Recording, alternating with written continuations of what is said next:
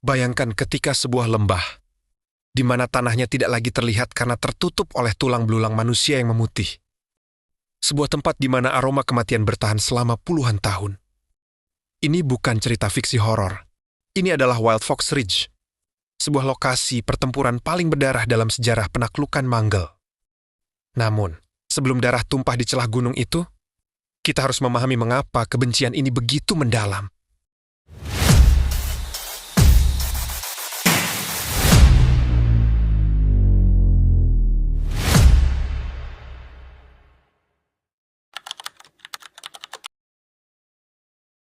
Selama berabad-abad, bangsa Mangle hanyalah sekumpulan suku pengembara yang terpecah belah di padang rumput utara.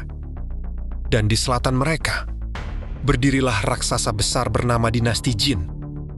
Dinasti Jin memperlakukan bangsa Mangle tidak lebih dari sekadar hewan ternak. Mereka melakukan kebijakan kepada bangsa Mangle dengan pemberlakuan pengurangan penduduk. Setiap beberapa tahun, pasukan Jin akan masuk ke padang rumput hanya untuk membunuhi pria-pria Mangle. Kebijakan itu dilakukan agar jumlah mereka tidak pernah cukup besar untuk memberontak. Dan itu adalah sebuah penghinaan kepada bangsa Mangle. Penghinaan yang paling membekas di hati Genghis Khan adalah ketika leluhurnya Ambaghay Khan dikhianati dan dipaku di atas keledai kayu oleh Kaisar Jin hingga tewas perlahan. Bagi Genghis Khan, Dinasti Jin bukan sekadar musuh politik. Mereka adalah iblis yang harus dimusnahkan dari muka bumi. Pada tahun 1210, seorang utusan dari dinasti Jin datang ke perkemahan Mangle. Ia mengumumkan di depan Genghis Khan bahwa kaisar baru telah naik tahta. Dan namanya adalah Wanyan Yongji. Utusan itu menuntut agar Genghis Khan berlutut dan memberikan upeti sebagai tanda tunduk bangsa Mangle kepada dinasti Jin. Mendengar hal itu, Genghis Khan tidak berlutut. Dia justru meludah ke arah selatan dan berkata, "Aku pikir Kaisar Tiongkok adalah putra langit. Ternyata dia hanyalah orang bodoh yang tidak layak jadi pemimpin." Genghis Khan kemudian berbalik dan pergi. Hal ini adalah sebuah deklarasi perang paling berani dalam sejarah Asia. Dia tahu, dengan kata-kata itu, dia telah mempertaruhkan nyawa seluruh bangsanya.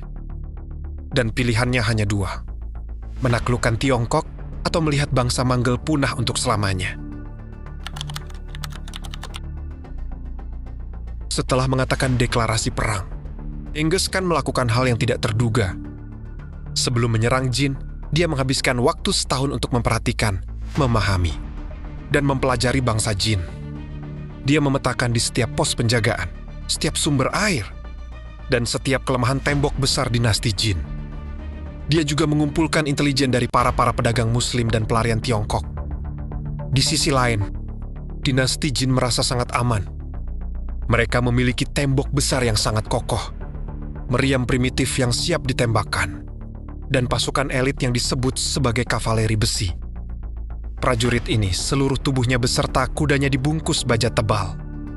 Mereka memiliki jumlah yang luar biasa.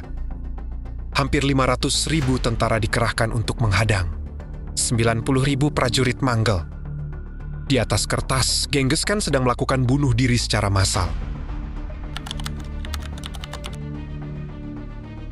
Tepat tiba pada Agustus tahun 1211, Genghis Khan memimpin pasukannya melewati celah-celah rahasia di tembok besar.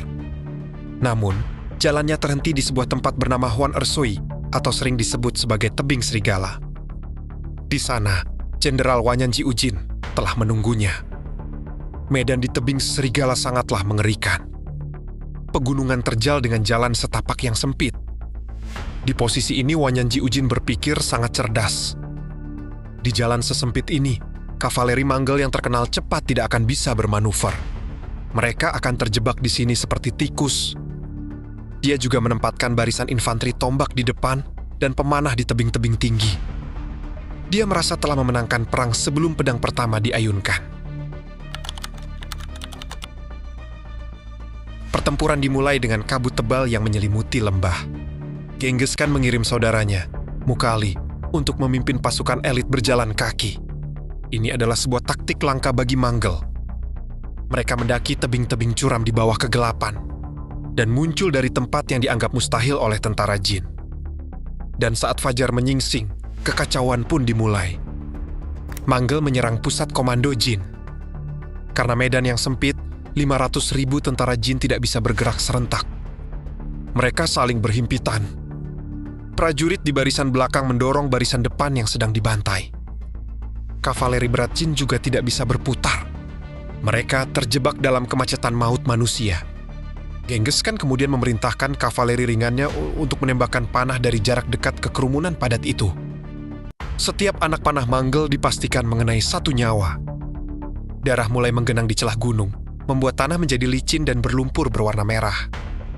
Teriakan ribuan pria yang terinjak kuda mereka sendiri bergema di seluruh tebing serigala. Pembantaian itu berlangsung selama kurang lebih 3 hari tanpa henti. Pasukan Jin yang tadinya sombong berubah menjadi tumpukan daging yang tergeletak di lumpur.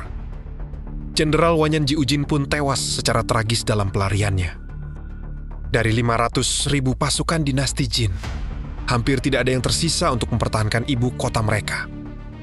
Dampaknya pun sangat mengerikan. Catatan sejarah dinasti Ming di tahun-tahun berikutnya menyebutkan bahwa pengelana yang melewati tebing serigala akan melihat bukit-bukit tulang manusia berwarna putih. Karena banyaknya mayat, penduduk setempat tidak mampu untuk mengubur semuanya. Tulang-tulang itu memutih karena panas matahari dan terlihat seperti salju dari kejauhan. Ini adalah bukti nyata betapa brutalnya ambisi dan dendam seorang manusia. Wild Fox Ridge bukan sekedar kemenangan militer. Itu adalah pesan Genghis Khan kepada dunia.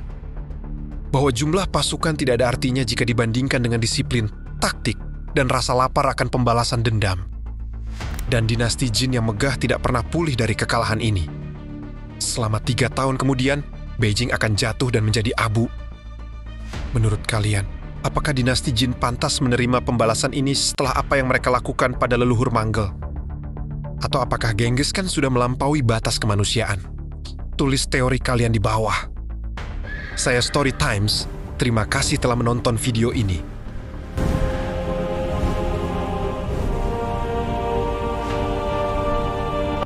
Setelah pembantaian di tebing serigala, jalan menuju jantung Tiongkok telah terbuka lebar. Dan tepat di hadapan pasukan Manggel, berdirilah Zhongdu yang sekarang kita kenal sebagai Beijing. Saat itu, Zhongdu bukan hanya sekedar kota. Ia adalah benteng raksasa dengan tembok setinggi 12 meter dan panjang 30 kilometer. Dengan benteng setinggi dan sekokoh itu, Kaisar Jin berpikir bahwa tembok itu akan menyelamatkan mereka. Namun, dia tidak sadar bahwa tembok itu justru akan menjadi peti mati raksasa bagi jutaan orang di dalamnya.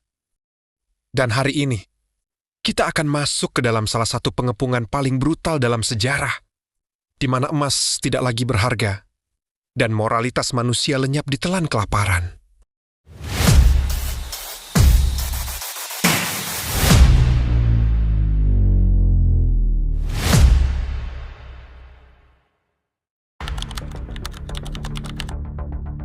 Tepat di tahun 1214. Manggel adalah penguasa padang rumput yang tidak mengerti cara meruntuhkan tembok setebal itu. Namun, Genghis Khan adalah pembelajar yang cepat.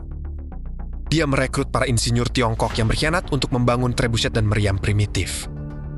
Dan selama berbulan-bulan, Zhongdu dihujani batu-batu raksasa dan bola api. Namun, meskipun terus digempur dengan sangat hebat, tembok itu tetap berdiri dengan tegak.